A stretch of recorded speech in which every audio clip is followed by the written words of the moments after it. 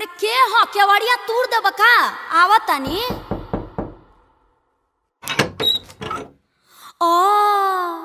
अरे तू आ गइल हो, तू तो खेते न गइल रहला। का भइल कि तने खेते गइल रही तो तुहार याद पड़ गइल हो तो सोचनी है कि तार मुहवा देख के को मिठिया लेके चल जाई। देखो भगवा की नहीं यहाँ से जा होने, भोरही डरामा कइले बड़ा, जा नहा धोआ, पूरे देह महकता। वो सब छोड़ो तो नहीं आवा ना। अरे अरे आदिशक्ति काहे छोटा जैसन सटता रहतय राजा जी, काहे छोटा जैसन सटता रहतय राजा जी। नाही हम पूरी हई नाही जिलेबी हो, नाही हई छेना के मिठाइया राजा जी। काहे छोटा जैसन सटता रहतय राजा जी, काहे छोटा जैसन सटता रह। हे धनी ऐसे मत बोलो हो, दिल मत तोड़ा। हम कोनो चिकन मटन है का कि अइला रोटी में लपेट के मार लेला। हमारा मीट के मसाला ना बुझाला ए धनिया, हमारा मीट के मसाला ना बुझाला ए धनिया। हिरिया सटे दाना पर चली आला है धनिया, हिरिया सटे दाना पर चली आला है धनिया।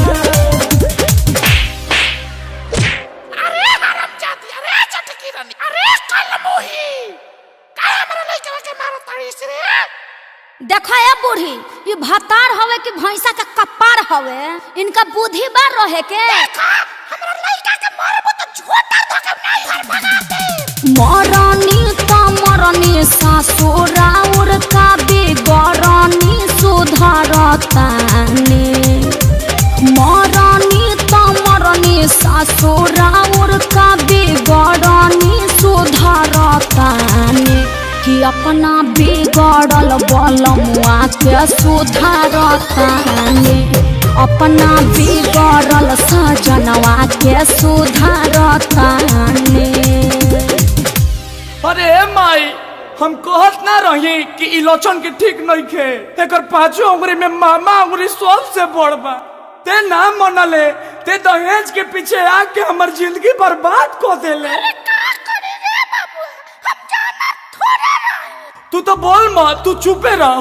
बड़ा आगराइल रहीस, बड़ा आगराइल रहीस, ते हो तारेला पतो हरे माई। तो सारा घरवा के इज्जत कोई अपना सकल दिया, इधरो हरे माई। सारा घरवा के इज्जत कोई अपना सकल दिया, इधरो हरे। दोनों माई बेटा मिल के हमरा के बेइज्जत कइले बाड़ो। अब हम अपना माई के फोन लगावत तनी। अरे माई, अरे भैया के भेज, आ ना भेजबे तो हम कमांडर धो के आ जाए। ओ बना हे ससुराया ये बनई हर गइला के बाद रे, ओ बना हे ससुराया ये बनई हर गइला के बाद रे। मुहावा संभार के मम्मी, मुहावा संभार के मम्मी, बोलस न तोर दमाद रे। मुहावा संभार के मम्मी, बोलस न तोर दमाद रे। अरे धनी जाए दो, मम्मी से मत कहो। अरे घर में तो छोट छोट बात होते रहेला। अच्छा सॉरी, चलो खाना खा लो। अच्छा तो आप लोग मिल के हमको बेइज्जत कीजिएगा।